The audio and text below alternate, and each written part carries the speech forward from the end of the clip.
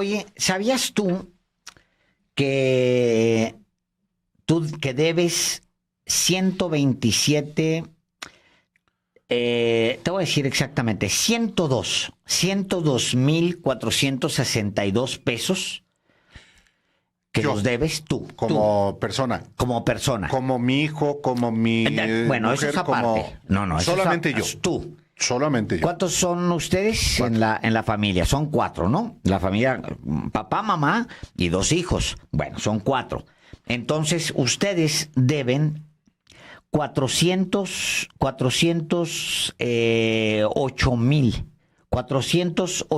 pesos, poco más de 408,000 pesos solamente de Fobaproa, y los vas a estar pagando, Álvaro. Tus hijos lo van a estar pagando, tú lo vas a estar pagando. Obviamente las aportaciones que tú haces a veces van a ser mayores o menores del promedio, dependiendo también de cuánto ingreso tengas, pero de que los vas a pagar, Álvaro, los vas a pagar. De hecho, los has venido pagando. Justamente eso iba a decir. O sea, además de los que ya he pagado desde el 12 de diciembre de 1998. Es decir, hace exactamente 24 años Así es. que ¿Qué estás cada pagando? mexicano que yo he estado pagando anualmente Sí. una cantidad. Así es. No solamente yo. No. Has estado pagando, pague, y sigues abonando y vas a seguir pagando los siguientes años y tus hijos van a Pero seguir ¿por pagando. qué, Alejandro? Bueno, si yo porque... yo lo que debo lo pago, pero porque lo firmé. Esto lo firmó Ernesto Zedillo Ponce de León por ti. Déjame te cuento esto porque te va a hacer ya sentido y te vas a acordar perfectamente. Ernesto Zedillo Ponce de León decidió un día, siendo presidente, que todas las deudas que tenían los banqueros y adentro de la banca, todos los grandes corporativos, empresas muy cercanas, como siempre, al poder, al PRI, en ese momento, pero también a los gobernadores, a todos los poderes muy cercanos, por el PRI gobernaba y tenía el poder absoluto en ese tiempo. Todas esas deudas terminaron en manos de la banca y el sistema, en realidad bancario, estaba realmente podrido por dentro cuando nos cae una crisis, que es la crisis que provoca las políticas económicas de Carlos Salinas de Gortari, que seguramente te sonará. Bueno, pues las políticas económicas de Carlos Salinas de Gortari, el endeudamiento en instrumentos de gobierno con extranjeros, provoca una inestabilidad que que nos lleva a una gran crisis en los años finales de 94, empieza 95 y 96. Bueno, entra el país en crisis porque los banqueros no han generado las reservas, lo que se conoce como reservas preventivas, para respaldar por cada peso que prestas a tu compadre, a las empresas que quieras, a los que te gusten. Generar un peso de respaldo por cada peso. Entonces de repente nos agarra una crisis y Ernesto Zedillo decide, con ayuda del PAN, con ayuda del PRI, que todas las deudas de los banqueros las iba a pagar Álvaro Delgado y su familia, Alejandro Páez, por supuesto, y su familia. Ustedes y su familia las van a pagar y las van a seguir pagando. Es 1 billón, Álvaro, déjame te doy el dato al cierre, a diciembre del 2021. Es 1,040,507 millones de pesos que tenemos que pagar a la banca internacional debido a que esa deuda que estaba adentro de la panza de los banqueros, pues la asumimos nosotros sin que nadie nos preguntara. Simplemente los diputados que hacían mayoría, PAN y PRI en ese momento, pues aprobaron ese endeudamiento. ¿Por qué sacó esto? Bueno, porque todo lo que pueda decir o no pueda decir Ernesto Zedillo con respecto a ti y a mí, pues nos concierne. O sea, lo que él vaya y diga en el extranjero sobre ti, sobre mí, sobre el estado de la economía o de la democracia mexicana, a ti y a mí nos concierne. Lo menos que podemos hacer es discutirle a este hombre que está dando recetas en el extranjero de cómo administrar un país. Lo menos que podemos decir es, óyeme, pues estamos endeudados por tu culpa. ¿Con qué cara vas a dar recetas a otro país? ¿Con qué cara abres la boca? Pero a ver, Alejandro, tú estás hablando de Ernesto Zedillo Ponce de León, que él efectivamente propuso volver deuda de todos los mexicanos, los pasivos, todo lo que implicó el rescate de banqueros, empresarios y hasta políticos. Nada más que no fue el único. Él, que era presidente de México, envía a la Cámara de Diputados el 28 de abril de 1998 una iniciativa para efectivamente legalizar lo que entonces era 552,000 millones de pesos. 28 de abril de 1998.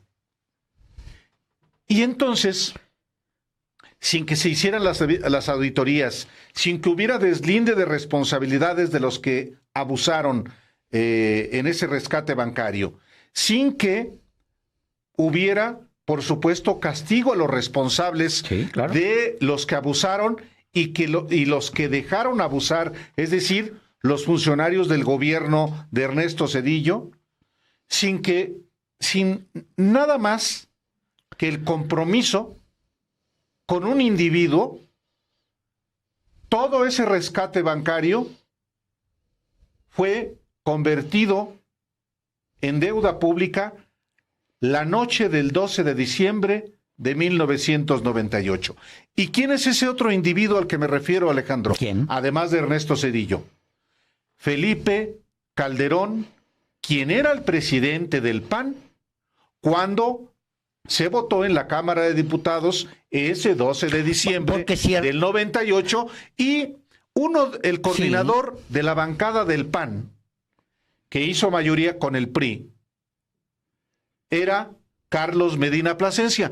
Este monito, este individuo, a quien Carlos Salinas le regaló el gobierno de Guanajuato en 1991, y es uno de los personajes que se hace pasar hoy como sociedad civil y forma parte ahora del nuevo juguete de Claudio X González. A ver, déjame abundar y a la vez preguntarte cosas, porque eso es importante. Mientras, a ver si Luis nos consigue, porque Álvaro acaba de recordarnos justamente que Carlos Medina Plasencia aparece en esa fotografía reciente en la Cámara de Poliforum Diputados. Cultural Siqueiros. Es correcto, en el Poliforum, donde se presentó justamente esta... Unimos se llama el nuevo juguete de Claudio X González. Es correcto, Unidos, que se supone que es de la sociedad civil. Y yo creo que vale la pena, pero te voy a preguntar sobre eso y antes voy a agregar. ¿Por qué es que había un bolsón así tan grande de deuda en manos del gobierno y el gobierno muy preocupado en qué hacer con eso?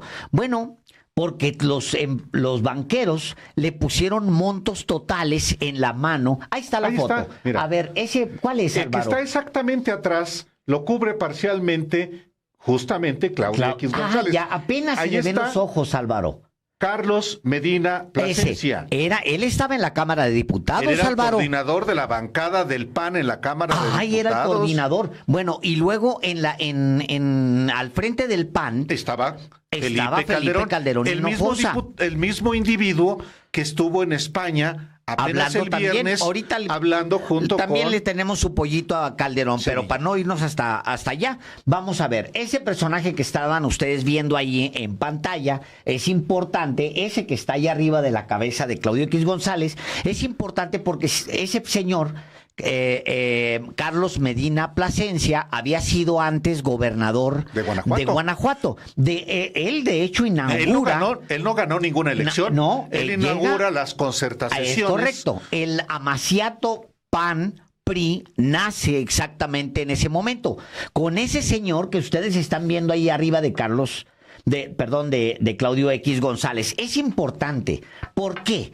Porque el PRI solo no iba a poder convertir la deuda de todos esos banqueros, y ahorita me voy a meter a esa barriga, a esa bolsa, nada más para explicarlo de entrada, sin la ayuda de Felipe Calderón y sin la ayuda de ese señor que está ahí, es este. Es este. Ah, mira, Carlos pues ahí Medina está. Plasencia. Ahora es ciudadano. Ah, es de la sociedad civil. De la sociedad civil. Como todos los exgobernadores panistas, mira. hoy dice son sociedad civil, y como la misma Fíjate señora nada más, que está ahí Álvaro. sentada, que dice que es de la sociedad civil Y es no del PAN. es. Oye, pero si ella es la que maneja la cuenta de Sociedad Civil Pues México. es militante del PAN desde 2005, fue diputada local del PAN en Michoacán, Carajo. volvió a ser candidata a diputada, así, la de la blusa.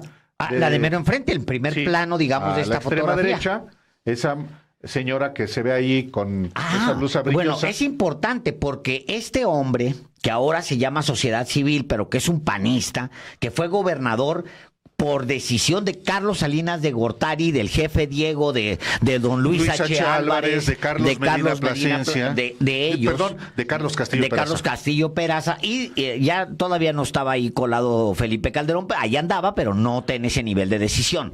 Exacto. Pero ahí toma la determinación de poner a ese señor que está escondido atrás de Claudio X González y que se llama ahora, se hace llamar miembro de la sociedad civil, pero que es un panista y ha sido un panista durante los últimos 40 años. Ese hombre dirigía a los diputados que aprobaron el FOBAPROA. Anótelo usted, por favor, porque es importante. El otro personaje importante en la aprobación del FOBAPROA es Felipe Calderón. ¿Por qué ellos dos y no los priistas? Los priistas iban a hacer lo que hace el presidente, Álvaro. Lo que les Sin dijera duda. el presidente Ernesto Zedillo Ponce de León.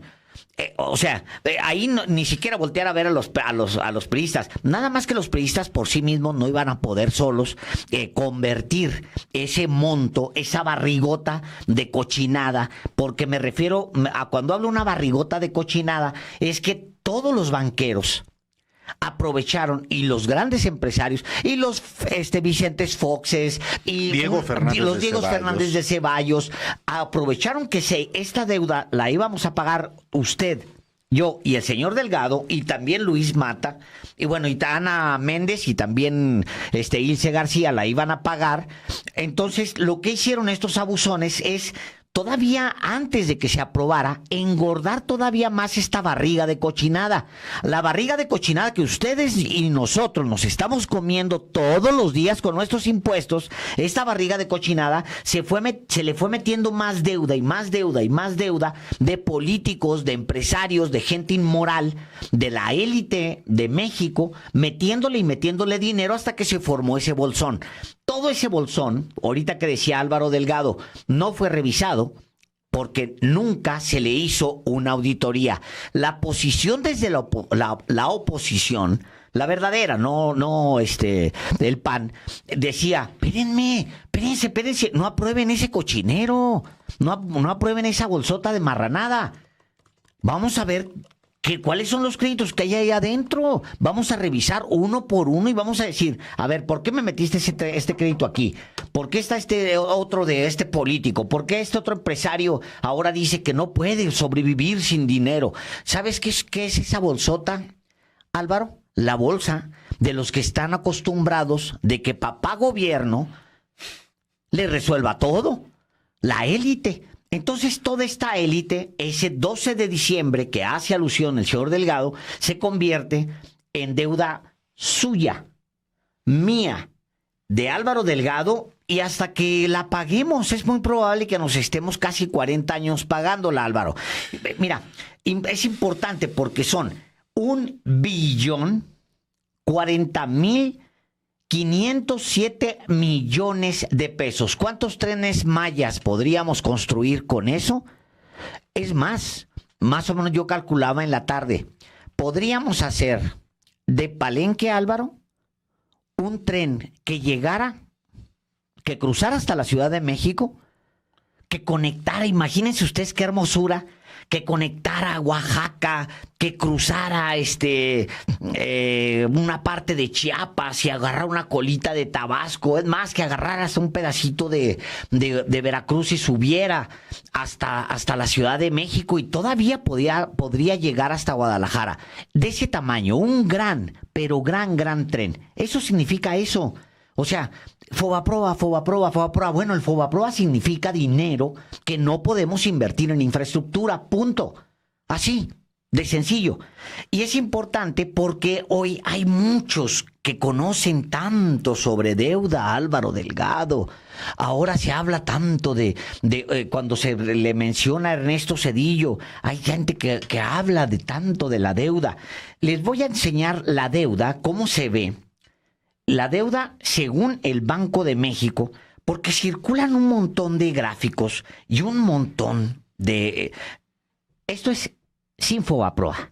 Les voy a mostrar a ustedes cómo es la evolución de la deuda, porque ahora mismo hay un debate con respecto, que lo primero que sale uno a decir es, que yo mismo salí y dije, oigan, ¿por qué no estuvo el viernes? Estuvo el señor Delgado aquí, me dio chance de ir a ver a Juan Manuel Serrat y se lo agradezco, pero vi que estaba la discusión con lo de Zedillo, Álvaro.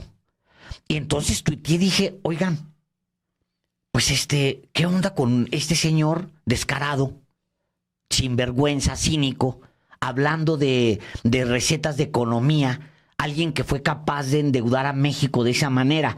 Les voy a mostrar la deuda, porque inmediatamente me contestaron con que, sí, pero López ya endeudó para 5,000 generaciones. Es mentira, es mentira, les encanta decir cosas que no comprueban. Ese es el gráfico, Álvaro, de la deuda. Y ese es el gráfico. A ver, tengo que hacerme más chiquito, Luis, ¿verdad? A ver, me voy a hacer más chiquito.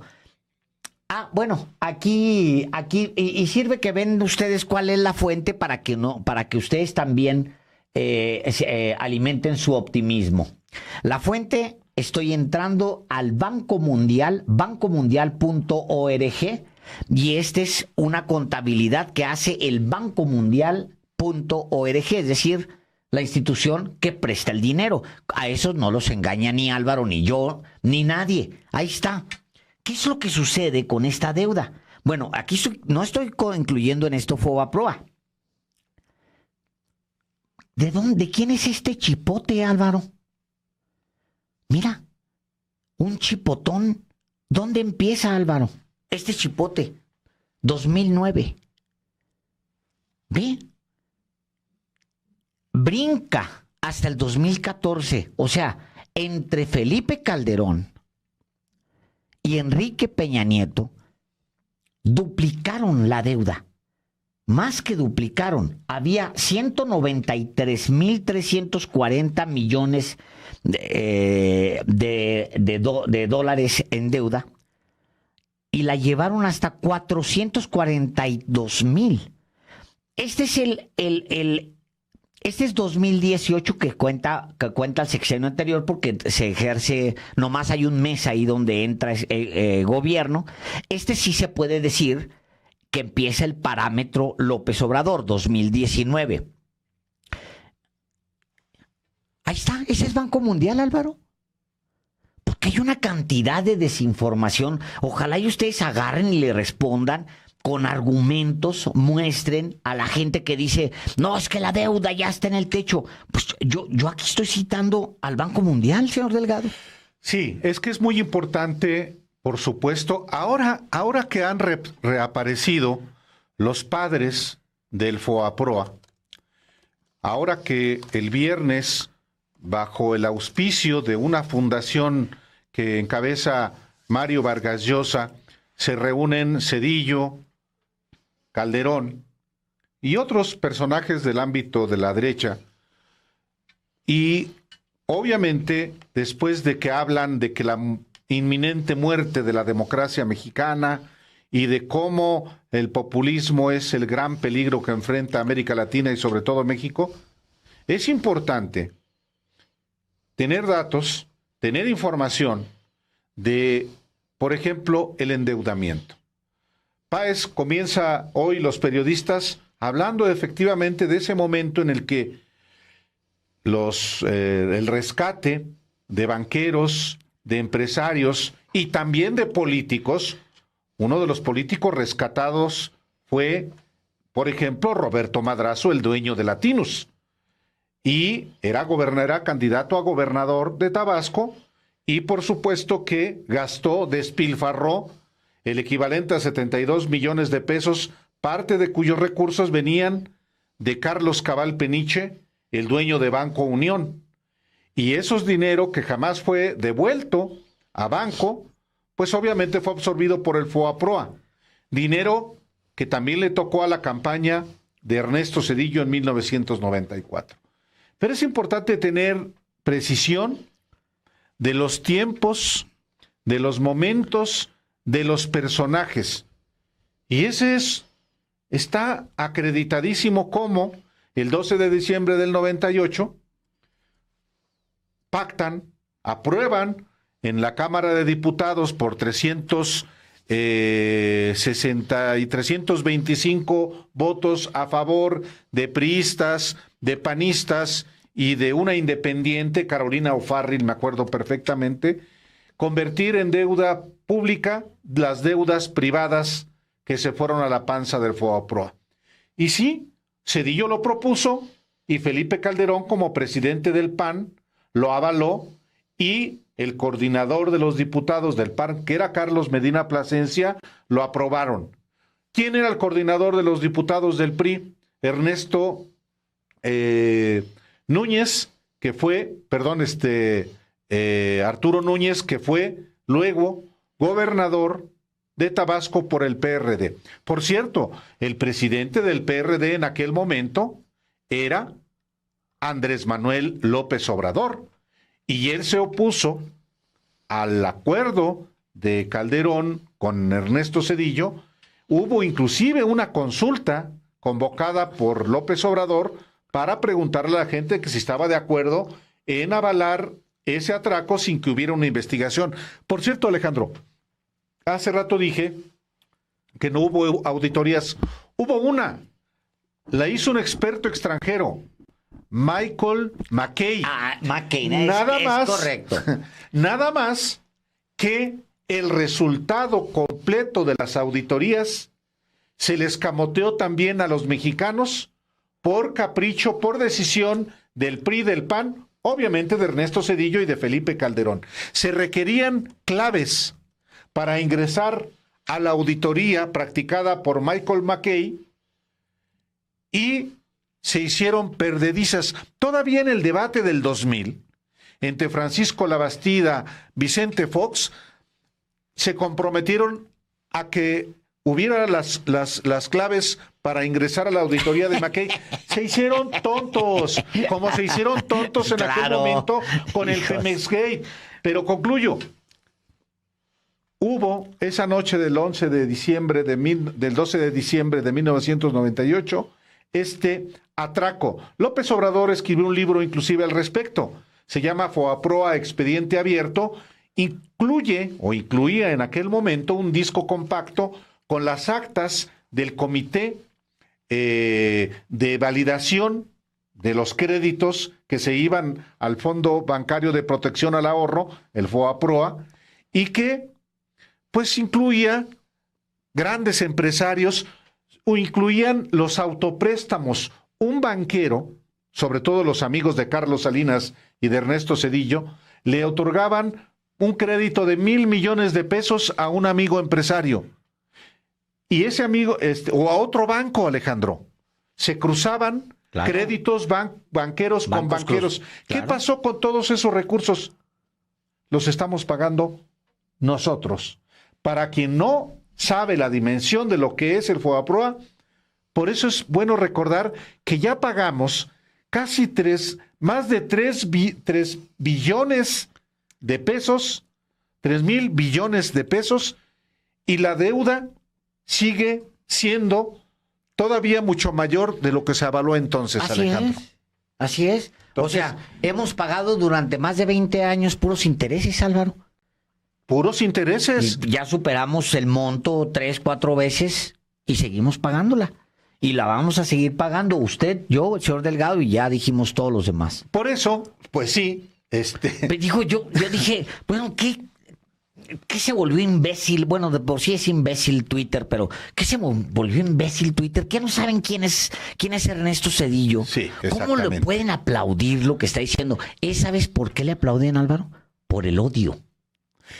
Y por la ignorancia, Alejandro, también. Y odio, Álvaro. No. Porque hay muchos que saben que son opinadores profesionales, que es un grupo claro. de mentirosos, convulsivos, que les encanta. O sea, leí por ahí a alguien, uno de ellos que es así como, híjole, que dijo, Ernesto Zedillo recibió un país en crisis y entregó una nación boyante y democrática. ¿Qué? Dije yo, ¿cómo?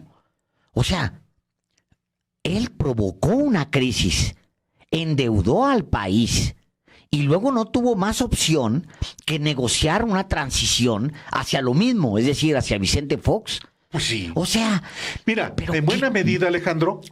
Manera de distorsionar. Exactamente. La alternancia del 2000 se pacta realmente en 1998. La negociación del FOAPROA se da en el contexto de las negociaciones no solamente para para el presupuesto del 99, no, se pacta la entrega del poder al PAN, obviamente, para hacer exactamente lo mismo. ¿Quién es uno de los porristas para legalizar el FOAPROA, Alejandro? No es solamente Felipe Calderón, ni es Carlos Medina Plasencia. Otro muy importante es Vicente Fox, que ya para entonces andaba recorriendo el país para la presidencia de la República. Y un negociador fundamental es Diego Fernández de Ceballos. Otra vez, así como con Salinas.